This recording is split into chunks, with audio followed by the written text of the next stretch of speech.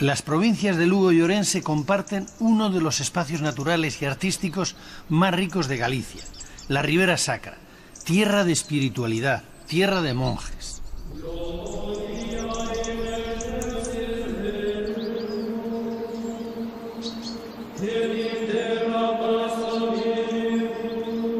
Fue entre los siglos X y XIII el momento de su máximo esplendor cuando estos paisajes se llenaron de monasterios.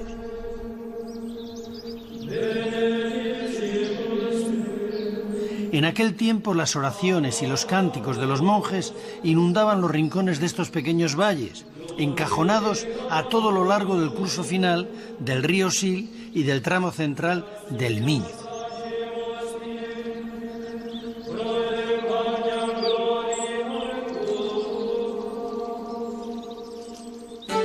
En la Ribeira Sacra se produce la mayor concentración de monasterios románicos de toda Galicia. Algunos conservan todavía hoy sus estructuras monacales, pero la mayoría se reconvirtieron en iglesias parroquiales después de que fueran abandonados por los monjes.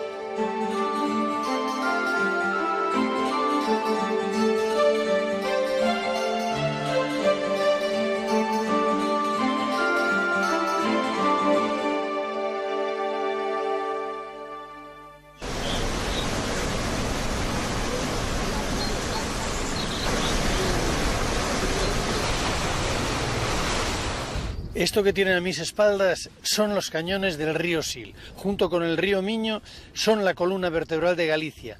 En ambos ríos se establecieron los eremitas, buscando la soledad y buscando también la comunicación a lo largo del río. Agrupados después, gracias a la Orden de San Benito, forman monasterios que pueblan toda esta zona de la Ribera Sacra.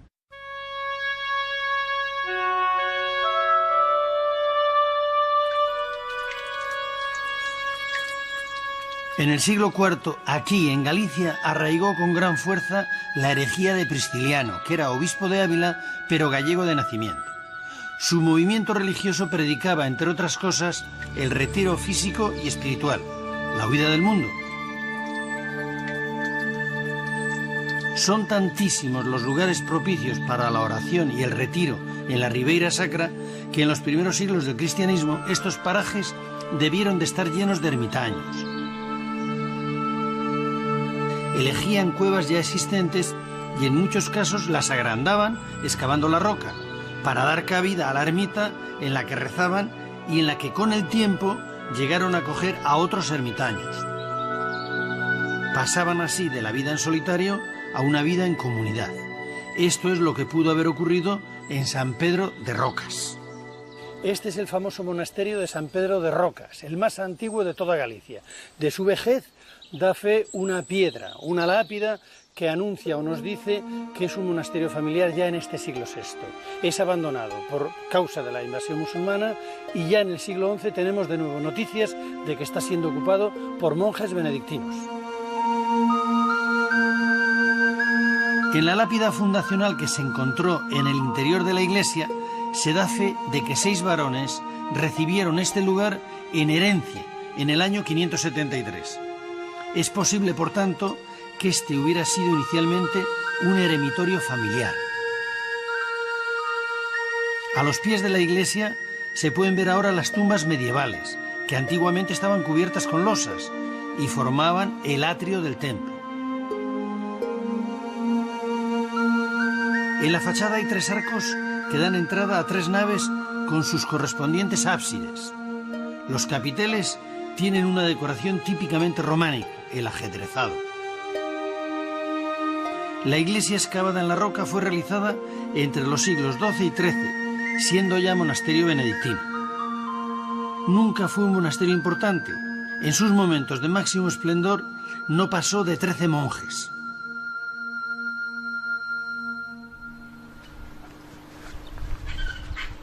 Este es el monasterio del Montederramo.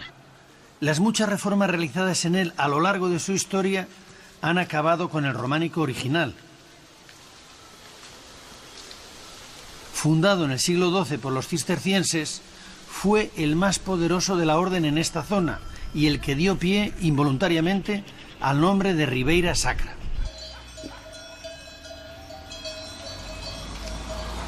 El mérito es de un cronista benedictino del siglo XVII que tuvo el acierto de equivocarse a la hora de transcribir el documento por el que la reina, doña Teresa de Portugal, donaba a este monasterio unas posesiones situadas en la Roboira Sacrata, es decir, en la Robleda Sagrada.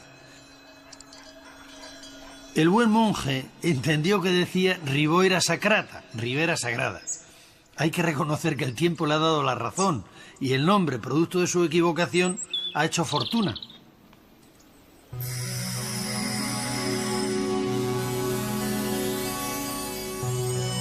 Los paisajes de la Ribera Sacra son un verdadero ejemplo de aprovechamiento sostenible del territorio. La combinación de valles profundamente encajados, con laderas muy empinadas, no ha sido impedimento para su intensa ocupación. La necesidad de tierra para el cultivo ha hecho que sus gentes hayan conseguido roturar hasta los lugares más inaccesibles.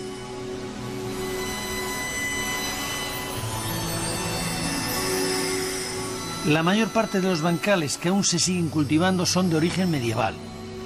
Fueron los monjes los que introdujeron este sistema de cultivo para poner en explotación las tierras de su dominio. Eso explica el importantísimo papel que los monasterios tuvieron en el desarrollo de la economía de la época. Estos valles tienen un microclima casi mediterráneo, temperaturas altas en verano, suaves en invierno y lluvias poco abundantes. Esto ha hecho posible desde tiempos inmemoriales el cultivo de la vid. En la actualidad, los nuevos viticultores, tan sabios como los monjes, están haciendo renacer con sus nuevas técnicas el amor por el vino en esta zona. Fernando, viticultor en un terreno maravilloso, la Ribera Sacra, denominación de origen. ¿A quién se le ocurre poner las primeras viñas en estas laderas? Pues los primeros, sin duda ninguna, fueron los romanos, ¿no? Ellos, que vienen buscando el oro, posiblemente se encuentren aquí con algo que a lo mejor no esperaban, que sería pues un microclima fantástico y una zona mediterránea que para ellos fue lo que les llamaron el Amandi, ¿no? La tierra digna de ser amada. Para hacer vino no cabe duda que hay que reunir varias cosas. La fundamental es un buen suelo y un buen clima. Y las variedades, pues me imagino que las traerían ellos. No sabemos qué tipo de variedades, pero la vitis vinífera desde luego que estaba ahí. Una vez pasado el bache de la cultura arábiga, que no beben vino, en el medievo se recupera otra vez este arte de hacer vino de la vid.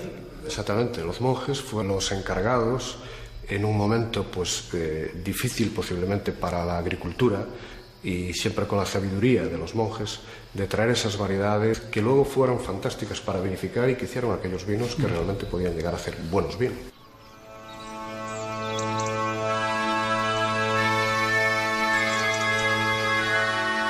El monasterio de San Esteban de Ribas de Sil es el gran monasterio de la Ribera Sacra. Ha sido uno de los más importantes y poderosos de Galicia, y como casi todos los de esta zona, está situado sobre una ladera de la montaña y mirando al río. Después de más de siglo y medio de abandono, ahora ha sido rehabilitado y transformado en un parador de turismo. Como casi todos los monasterios de la Ribera Sacra, su origen debió ser también un eremitorio.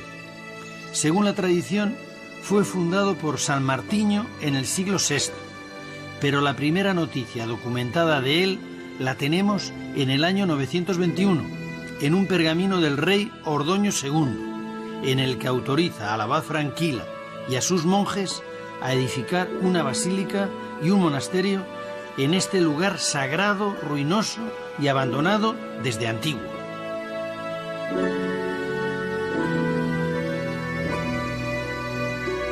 Muy pronto el monasterio adquirió tal notoriedad por el rigor de su observancia religiosa que, según la tradición, se retiraron aquí, después de renunciar a sus sedes, 9 obispos que acabaron sus vidas con fama de santidad.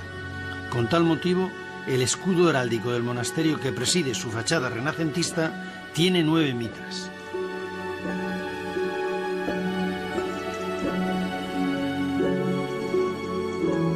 Como todos los monasterios con gran poder económico, este de San Esteban, que perteneció a los benedictinos, ha sufrido muchas reformas a lo largo de su historia. De la época románica se conservan una parte del claustro de los obispos y otra parte de la iglesia. En este claustro estuvieron enterrados los 9 obispos.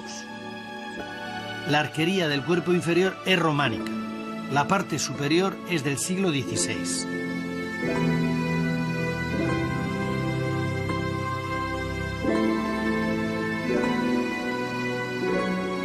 La iglesia, levantada a mediados del XII, tiene una planta basilical de 3 naves con sus correspondientes ábsides.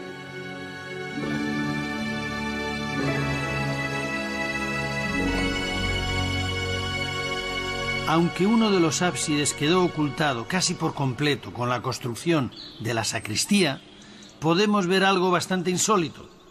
El ábside central es más bajo que los laterales.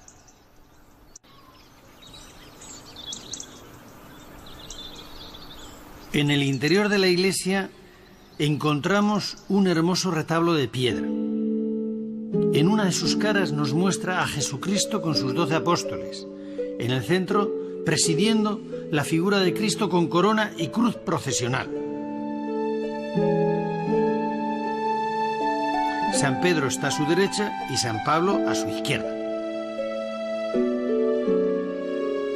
La figura de Santiago tiene la particularidad de ser la más antigua que se conoce del apóstol ataviado como peregrino. Es la primera vez que se le representa con el emblema de la peregrinación a Compostela, la vieira.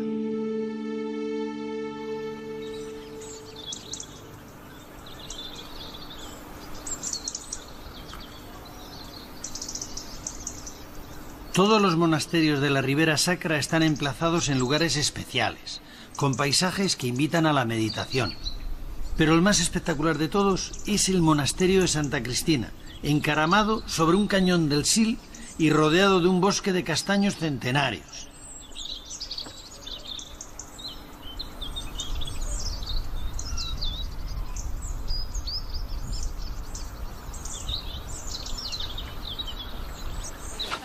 De este monasterio benedictino tenemos noticias escritas desde el siglo X, aunque su fundación se remonta a siglos anteriores.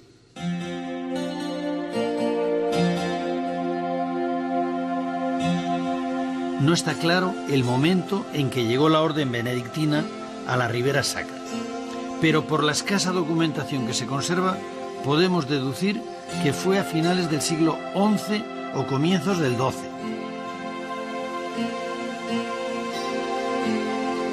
No fue un monasterio demasiado poderoso, tenía pocos monjes, aunque llegó a acumular un amplio patrimonio a través de las donaciones. Por los contratos de arrendamiento de sus tierras de dominio, sabemos que exigían a los paisanos el pago de las rentas en especies, siendo las más demandadas el vino, las castañas secas, las nueces, el centeno y el lino. La iglesia, junto con la portada del monasterio, es lo que ha quedado de la construcción románica. La puerta, ricamente decorada con temas vegetales y con su arco de 4 lóbulos, es muy original.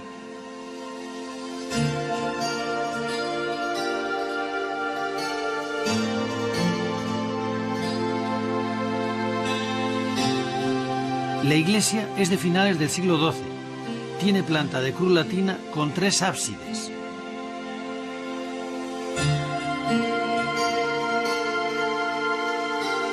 En la fachada destaca un rosetón que cuando el sol se pone inunda la nave de luz.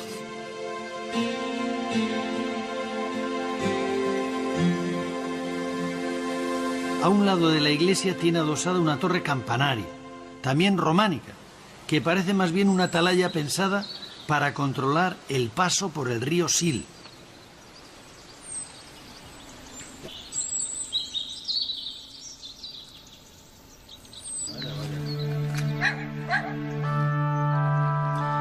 monasterio de San Julián fue fundado por monjes cistercienses de Montederramo en 1170, como recoge una inscripción situada en una de sus dos portadas.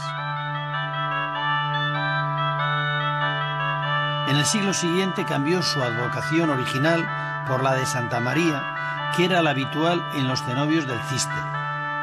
Fue dentro del Císter el segundo monasterio masculino, en tamaño y poder, de la Ribera Sacra. De aquel monasterio original nos ha quedado parte de su iglesia, construida en torno a 1200 y ahora utilizada para el servicio religioso de la parroquia. Tiene 3 naves con sus correspondientes ábsides. El arco triunfal del presbiterio es ya ligeramente apuntado. La decoración, como era propio de estos monjes reformistas, es de una gran austeridad.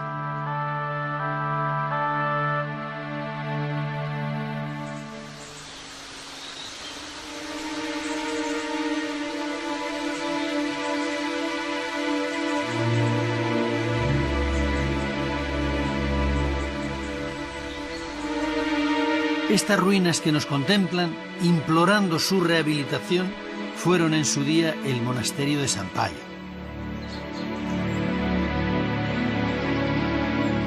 Las primeras noticias que tenemos de él se remontan al año 934. Perteneció a la Orden de San Agustín.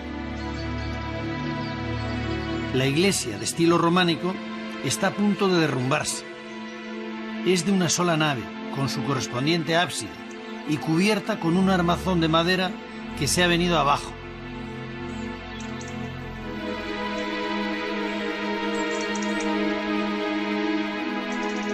Aún podemos ver en medio de tanta desolación unos curiosísimos capiteles policromados que nos muestran unos monstruos terribles que nos amenazan con el infierno.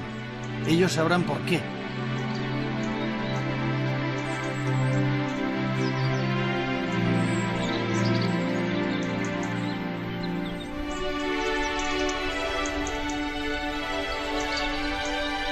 En la margen derecha del Sil, ya muy próximo a su confluencia con el Miño, está el monasterio de San Vicente.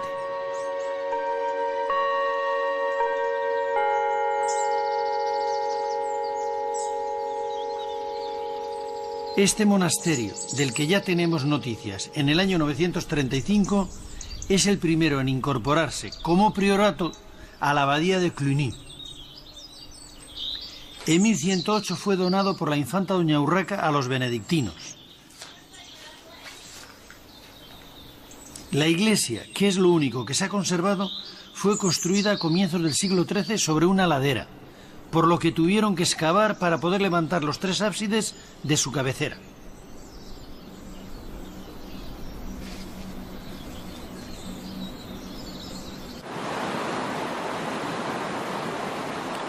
Este es el nuevo Portomarín. Lleva aquí poco más de 40 años. El viejo Portomarín estaba situado en la margen derecha del río Miño, pero en los años 60 del siglo pasado, y a pesar de que estaba declarado conjunto histórico-artístico, fue demolido para construir el embalse de Belesar. Era una villa que conservaba parte de su trazado medieval.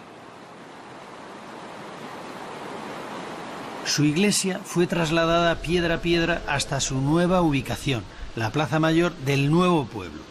Esto también ocurrió con otras iglesias situadas a lo largo del río Miño.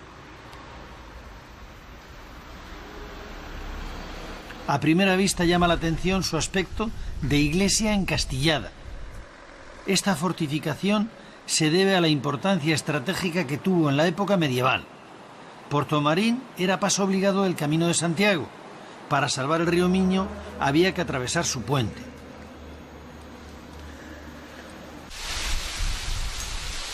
Aún se conserva la portada de la iglesia de lo que fue el Hospital de Peregrinos de San Pedro.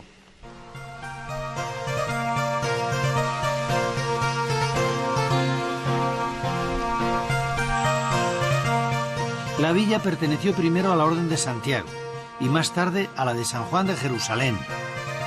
La iglesia comenzó a construirse a finales del siglo XII. Tiene una sola nave y un ábside. Es de sillería de piedra caliza y no de granito como es habitual en Galicia. Todavía se aprecia la numeración de los sillares que hicieron para su traslado. Esta iglesia fue construida por un taller de canteros que o bien aprendieron su oficio con el maestro Mateo, autor del Pórtico de la Gloria en la Catedral de Santiago, o fueron fuertemente influidos por su estilo. Los canteros de este taller fueron después descendiendo por la ribera del Miño y levantando iglesias. Esto ocurrió en torno al 1200. A pesar de la erosión sufrida por la piedra, en una arquivolta de la puerta principal podemos ver uno de los temas ornamentales favoritos del maestro Mateo, a los ancianos del Apocalipsis tocando instrumentos musicales.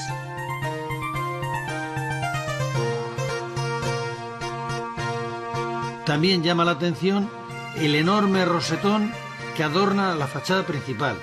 Está realizado al estilo del de la Catedral de Santiago.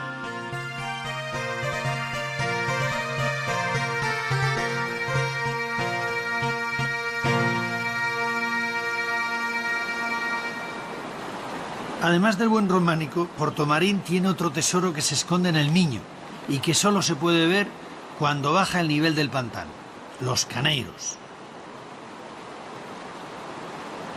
Los caneiros es un sistema de pesca para coger anguilas vivas.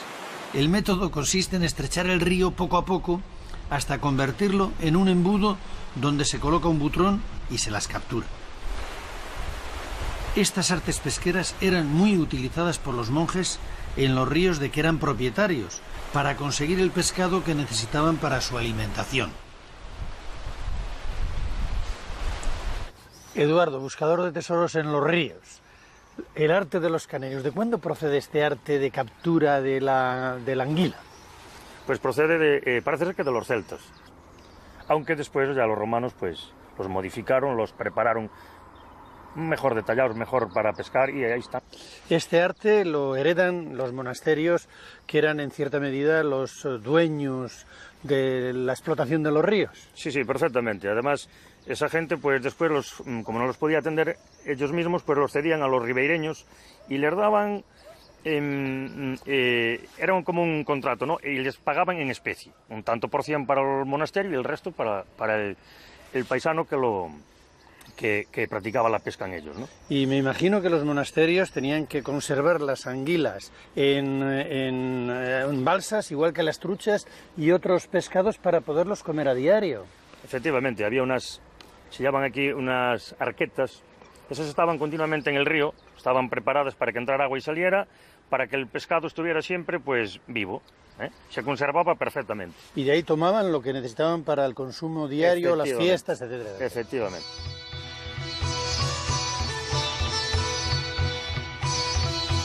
Alrededor de esta iglesia hubo una vez un pueblo, Pesqueiras, llamado así porque en este lugar muy próximo al Miño hubo antiguamente pesqueras. Con la llegada del pantano el pueblo se retiró, dejando a la iglesia sola. A su alrededor han crecido los castaños, que ahora proporcionan a los paisanos sus buenas castañas. Las castañas eran otro de los alimentos básicos para los monjes. Se secaban y duraban todo el año. La iglesia es lo único que queda de un monasterio benedictino femenino que se levantó aquí, el de Santa María. La construcción se llevó a cabo a comienzos del 13, seguramente por el mismo taller que el de San Juan de Portomarín.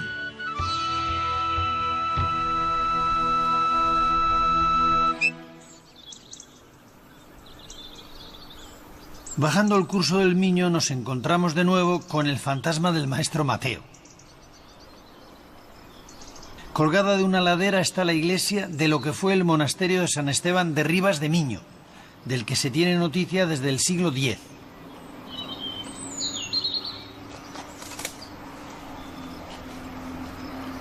La iglesia fue levantada a comienzos del siglo XIII, posiblemente para sustituir a otra más pequeña, por lo que tuvieron que excavar el terreno para colocar el ábside y en el otro extremo construir una pequeña cripta para soportar la fachada. Este recurso ya fue utilizado anteriormente por el maestro Mateo en la Catedral de Santiago para levantar el Pórtico de la Gloria.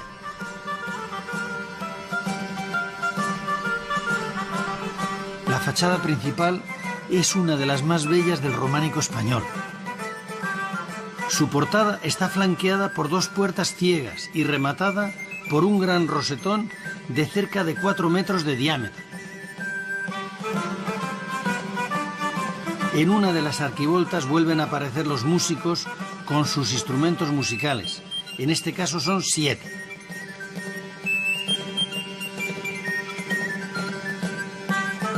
Los fustes de las columnas, como los del Pórtico de la Gloria, también son de mármol. La iglesia es de una sola nave y está cubierta con madera y tejas. En el interior, además de disfrutar de la luz que se cuela a través del rosetón, podemos ver una adoración de los reyes incompleta, pero con muy buena labra. Están tallados en piedra y en el caso de la Virgen conserva la policromía de la época.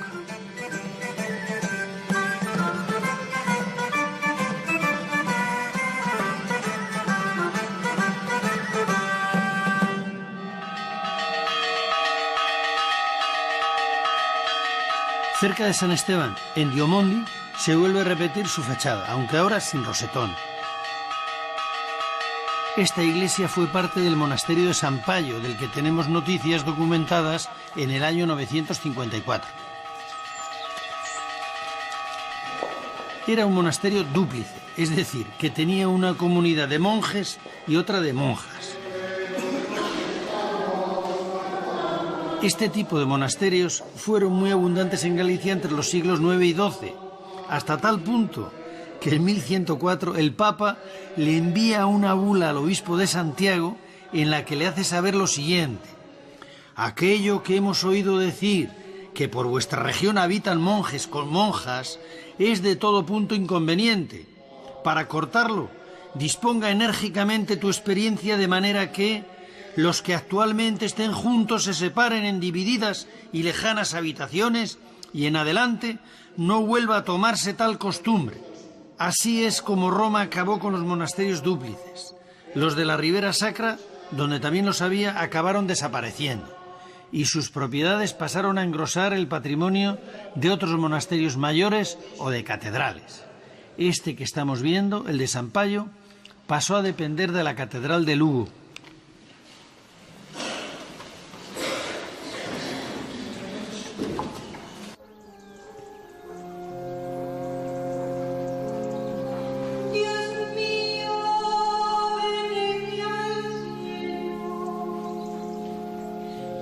Con la desaparición de los conventos dúplices y la llegada a Galicia de la orden benedictina, tomó fuerza el monacato femenino.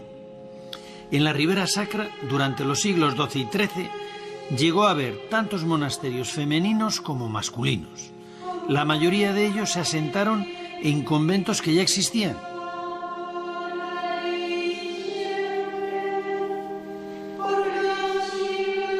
Este es el caso del monasterio benedictino de San Miguel, en el que para la construcción de la nueva iglesia se reutilizó una ventanita prerrománica.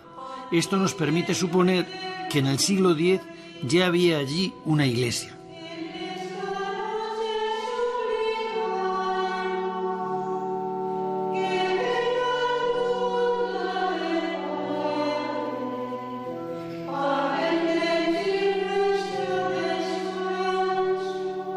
Muy cerca está la iglesia de lo que fue el monasterio de San Felices, del que tenemos noticias a comienzos del siglo XII.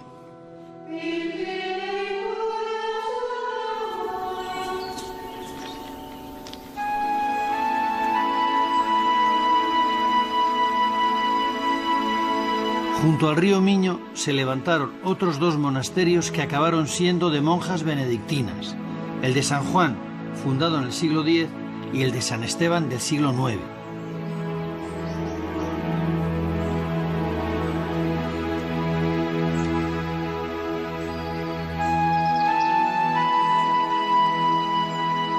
Desde el emplazamiento actual de San Esteban de Chauzán se puede ver en la otra orilla del Miño uno de los monasterios más antiguos de Galicia, acogido también a la protección de San Esteban de Atán, fundado por Odoario en el año 747. En su iglesia románica podemos ver reutilizadas las bellísimas celosías prerrománicas del edificio primitivo.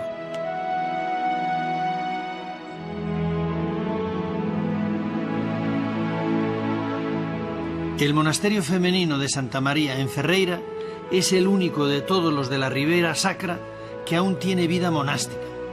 Su origen se remonta al siglo X. Entonces era un monasterio dúplice, pero en 1175 pasó a ser una nueva casa del Císter. 9 siglos llevan las monjas cistercienses que han pasado por esta comunidad reuniéndose en esta iglesia románica 7 veces al día para celebrar los oficios religiosos que les manda la regla de San Benito. Esta Virgen con el niño que apareció en un muro durante unas obras de restauración fue seguramente la que durante cientos de años presidió las oraciones de las monjas, lo mismo que ahora. Madre Abadesa, viviendo tan retiradas del mundo, la gente puede pensar de ustedes que se olvidan del mundo. ¿Cuál es su misión realmente en esta vida? Estamos aquí ya no solo para nosotras, estamos cumpliendo una misión. Nuestra misión es rezar, implorar y orar en nombre de todo el mundo, no ya por el mundo también. Cuando nos piden oraciones por una causa concreta, pues bueno, lo hacemos, pero lo general es rezar y orar en nombre del mundo, en nombre de los hombres, de los hermanos. Roguemos por los enfermos y agonizantes.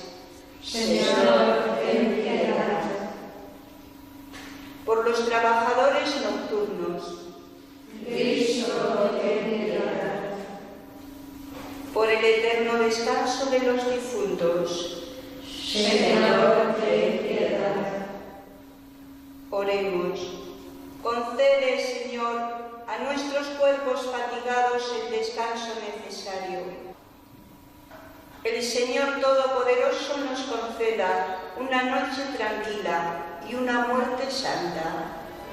Amén.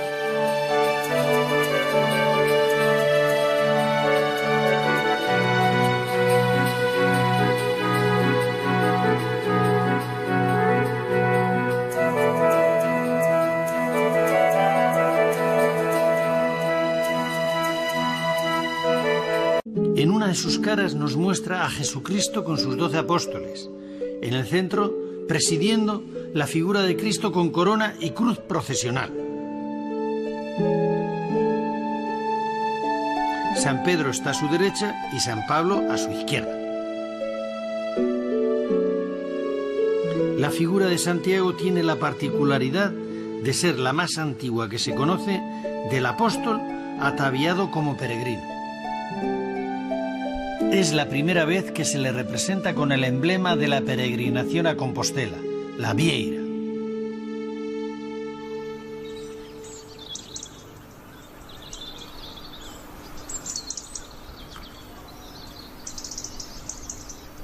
Todos los monasterios de la Ribera Sacra están emplazados en lugares especiales, con paisajes que invitan a la meditación. Pero el más espectacular de todos es el monasterio de Santa Cristina, encaramado sobre un cañón del Sil y rodeado de un bosque de castaños centenarios.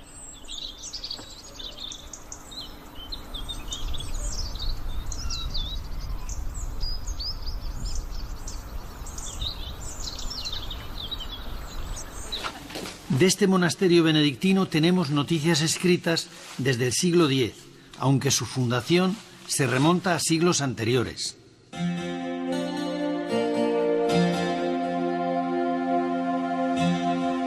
No está claro el momento en que llegó la orden benedictina a la Ribera Sacra, pero por la escasa documentación que se conserva podemos deducir que fue a finales del siglo XI o comienzos del XII. No fue un monasterio demasiado poderoso, tenía pocos monjes, aunque llegó a acumular un amplio patrimonio a través de las donaciones. Por los contratos de arrendamiento de sus tierras de dominio, sabemos que exigían a los paisanos el pago de las rentas en especies, siendo las más demandadas el vino, las castañas secas, las nueces, el centeno y el lino. La iglesia, junto con la portada del monasterio, es lo que ha quedado de la construcción románica. La puerta, ricamente decorada con temas vegetales y con su arco de 4 lóbulos, es muy original.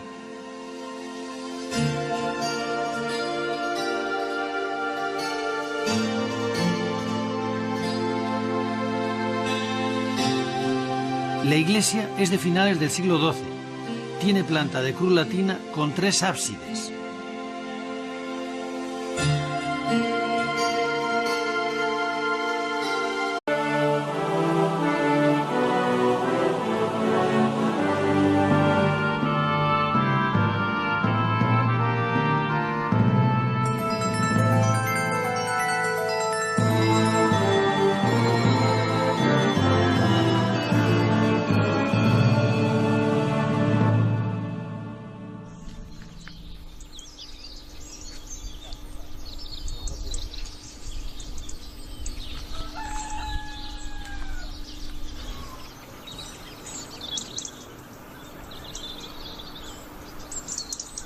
Las provincias de Lugo y Orense comparten uno de los espacios naturales y artísticos más ricos de Galicia, la Ribera Sacra, tierra de espiritualidad, tierra de monjes.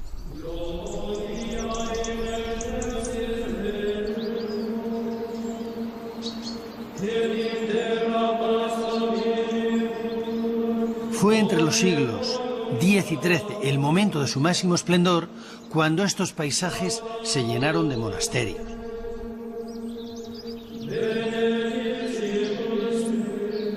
En aquel tiempo las oraciones y los cánticos de los monjes inundaban los rincones de estos pequeños valles, encajonados a todo lo largo del curso final del río Sil y del tramo central del Miño.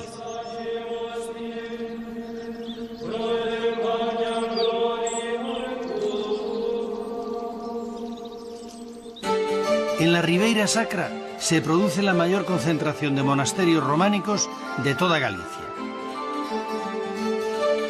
Algunos conservan todavía hoy sus estructuras monacales, pero la mayoría se reconvirtieron en iglesias parroquiales después de que fueran abandonados por los monjes.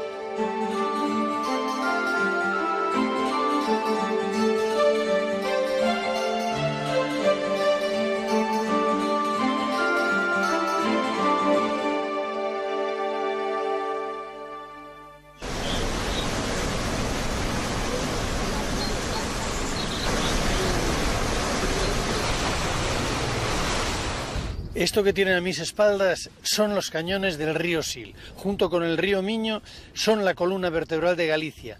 En ambos ríos se establecieron los eremitas, buscando la soledad y buscando también la comunicación a lo largo del río. Agrupados después, gracias a la Orden de San Benito, forman monasterios que pueblan toda esta zona de la Ribera Sacra.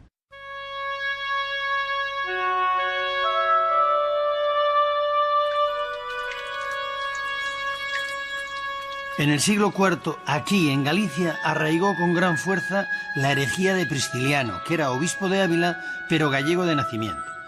Su movimiento religioso predicaba entre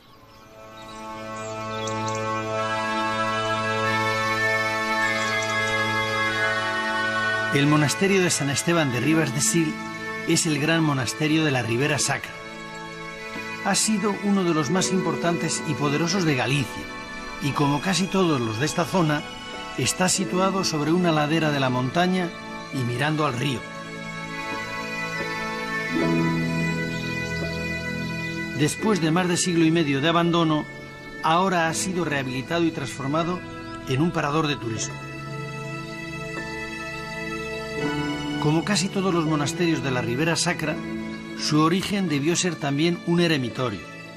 Según la tradición, fue fundado por San Martiño en el siglo VI, pero la primera noticia documentada de él la tenemos en el año 921, en un pergamino del rey Ordoño II, en el que autoriza al abad Franquila y a sus monjes a edificar una basílica y un monasterio en este lugar sagrado, ruinoso y abandonado desde antiguo.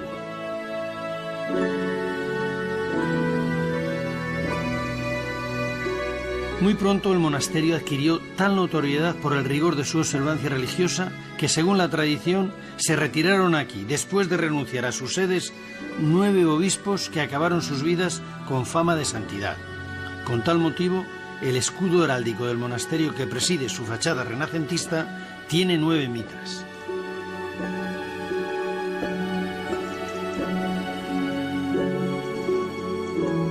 Como todos los monasterios con gran poder económico, este de San Esteban, que perteneció a los benedictinos, ha sufrido muchas reformas a lo largo de su historia. De la época románica se conservan una parte del claustro de los obispos y otra parte de la iglesia. En este claustro estuvieron enterrados los 9 obispos. La arquería del cuerpo inferior es románica. La parte superior es del siglo XVI.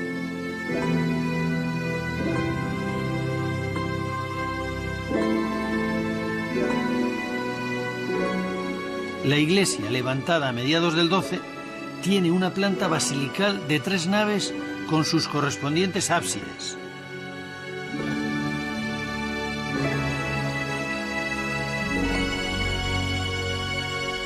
Aunque uno de los ábsides quedó ocultado casi por completo con la construcción de la sacristía, podemos ver algo bastante insólito. El ábside central es más bajo que los laterales.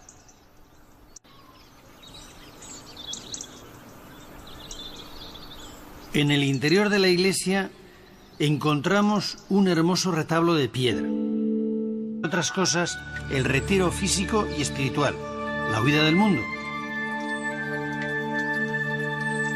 Son tantísimos los lugares propicios para la oración y el retiro en la Ribeira Sacra que en los primeros siglos del cristianismo estos parajes debieron de estar llenos de ermitaños.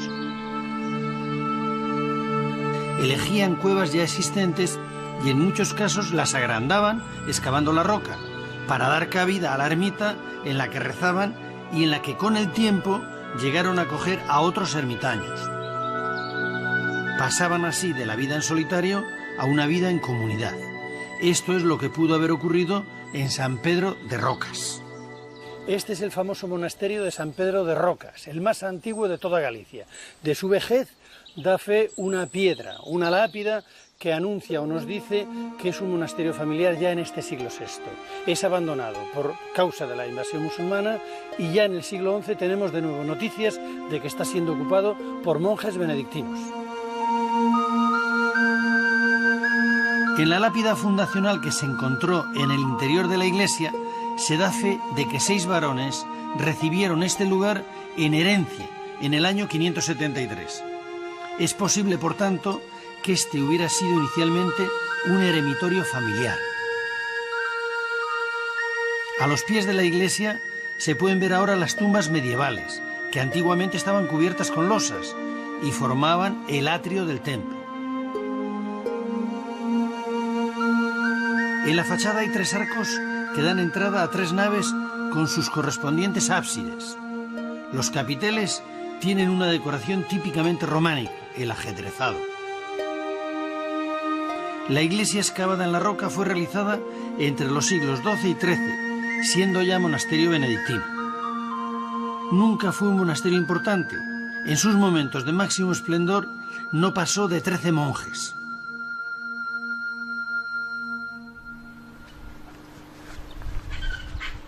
Este es el monasterio del Montederramo. Las muchas reformas realizadas en él a lo largo de su historia han acabado con el románico original. Fundado en el siglo XII por los cistercienses, fue el más poderoso de la orden en esta zona y el que dio pie involuntariamente al nombre de Ribeira Sacra.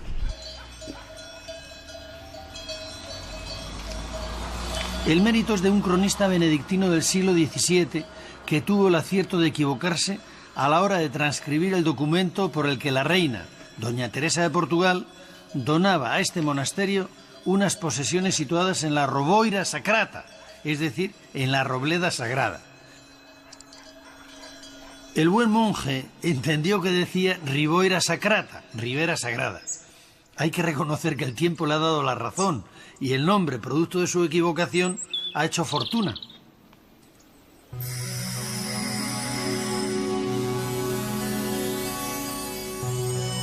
Los paisajes de la Ribera Sacra son un verdadero ejemplo de aprovechamiento sostenible del territorio. La combinación de valles profundamente encajados, con laderas muy empinadas, no ha sido impedimento para su intensa ocupación. La necesidad de tierra para el cultivo ha hecho que sus gentes hayan conseguido roturar hasta los lugares más inaccesibles.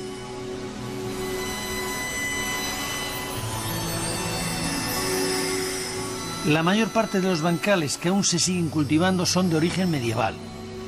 Fueron los monjes los que introdujeron este sistema de cultivo para poner en explotación las tierras de su dominio. Eso explica el importantísimo papel que los monasterios tuvieron en el desarrollo de la economía de la época. Estos valles tienen un microclima casi mediterráneo, temperaturas altas en verano, suaves en invierno y lluvias poco abundantes. Esto ha hecho posible desde tiempos inmemoriales el cultivo de la vid. En la actualidad, los nuevos viticultores, tan sabios como los monjes, están haciendo renacer con sus nuevas técnicas el amor por el vino en esta zona. Fernando, viticultor en un terreno maravilloso, la Ribera Sacra, denominación de origen. ¿A quién se le ocurre poner las primeras viñas en estas laderas? Pues los primeros, sin duda ninguna, fueron los romanos, ¿no?